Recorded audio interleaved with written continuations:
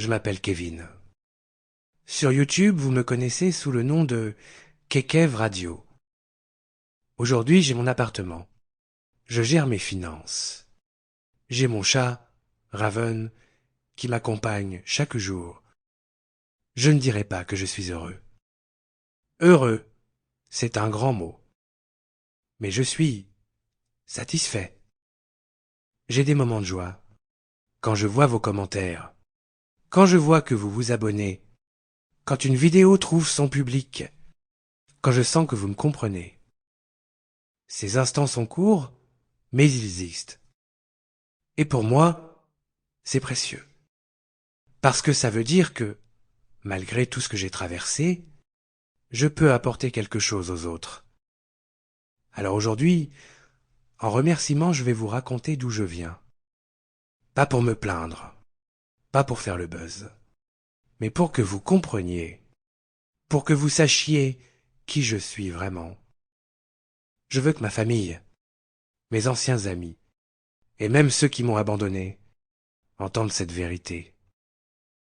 Je veux que vous, ma communauté, vous sachiez par quoi je suis passé. Ceci n'est pas une fiction, pas une creepypasta, pas un drame inventé pour Internet. Ceci est mon histoire. L'histoire d'un enfant qu'on a tenté de briser dès sa naissance. L'histoire de Kevin. L'histoire de Kekev Radio. Chapitre 1. L'enfance volée. Je suis né prématuré. 6 mois de grossesse seulement. C'était le 6 octobre 1985. 1 kilo, à peine.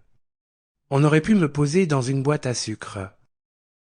J'ai survécu dans une couveuse, branchée à des machines. 3 arrêts cardiaques. 3 fois, la mort a tenté de me prendre. 3 fois, on m'a ramené. Mais survivre, ce n'était pas vivre. Dès le départ, j'ai commencé à perdre la vue. Petit à petit, j'ai vu un peu, dans mes premières années.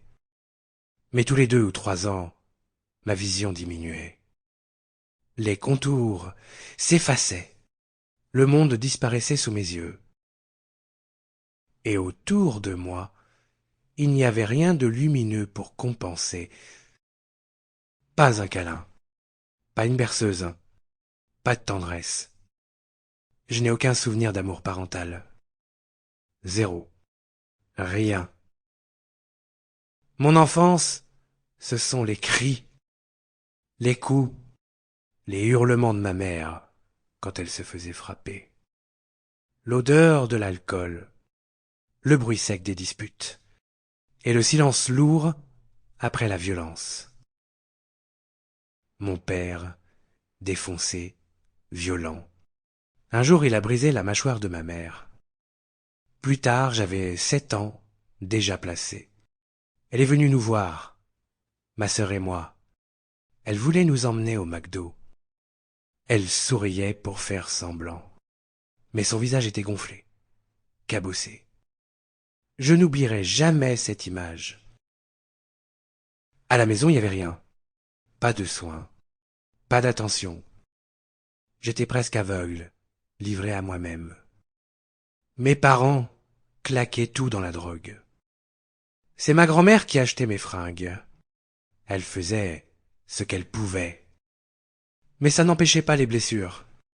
Un jour, j'ai posé mon bras sur une plaque électrique. Brûlure immense, de la main jusqu'au coude. La cicatrice est là, blanche, gravée à vie.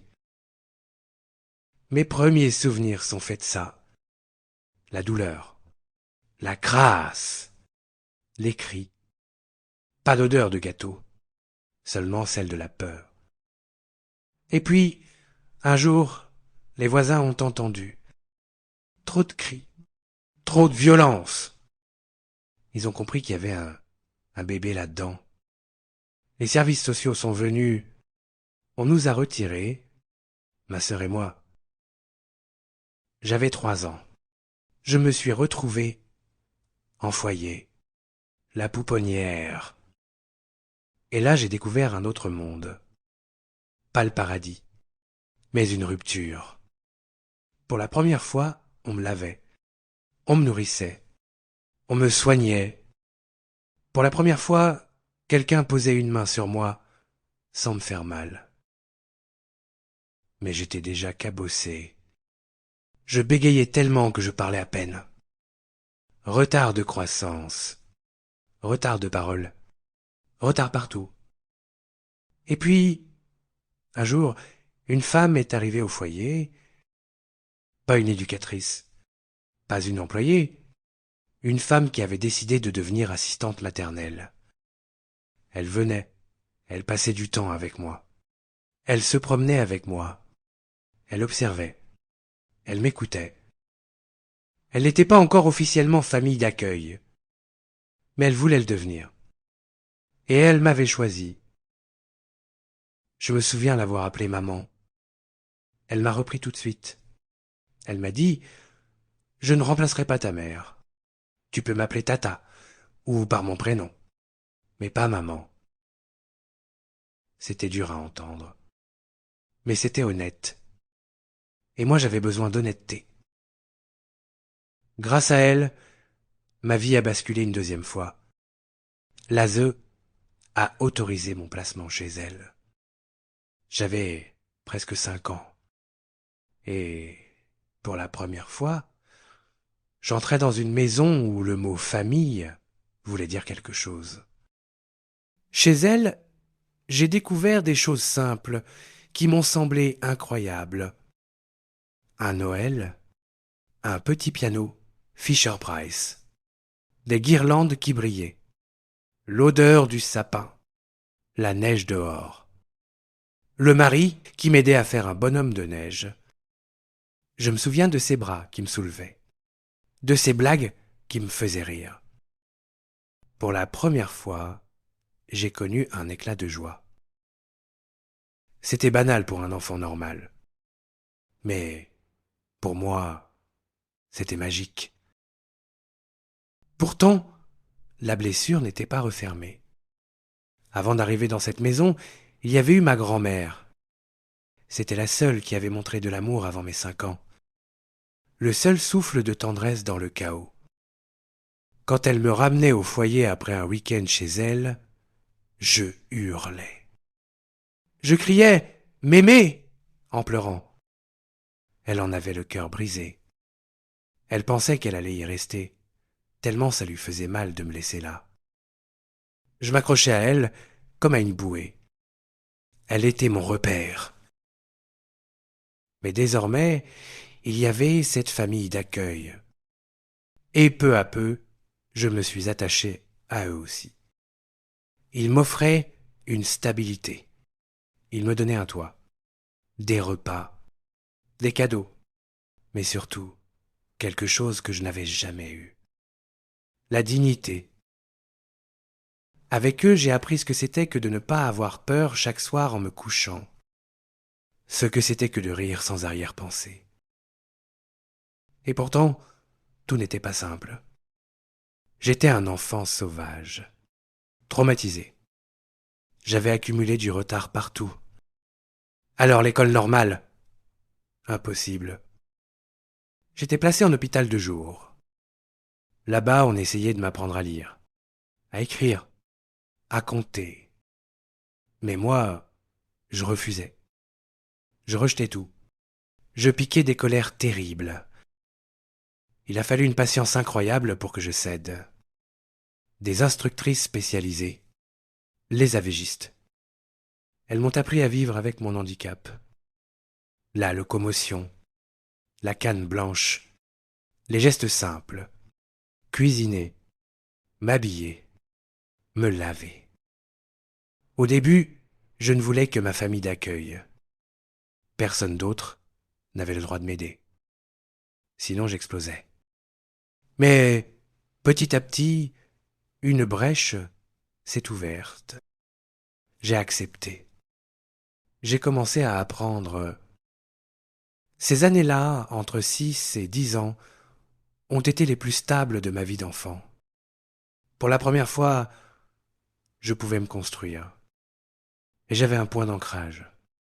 Une maison, un semblant de normalité. Mais ce bonheur n'a pas duré. Lazé a jugé que le lien avec ma famille d'accueil était trop fort, trop proche, trop fusionnel. Pour eux, ce n'était pas sain. Pour moi, c'était vital. Le couperet est tombé. Il fallait m'éloigner. On m'a parlé de Toulouse, d'un internat spécialisé, à plus de 800 kilomètres.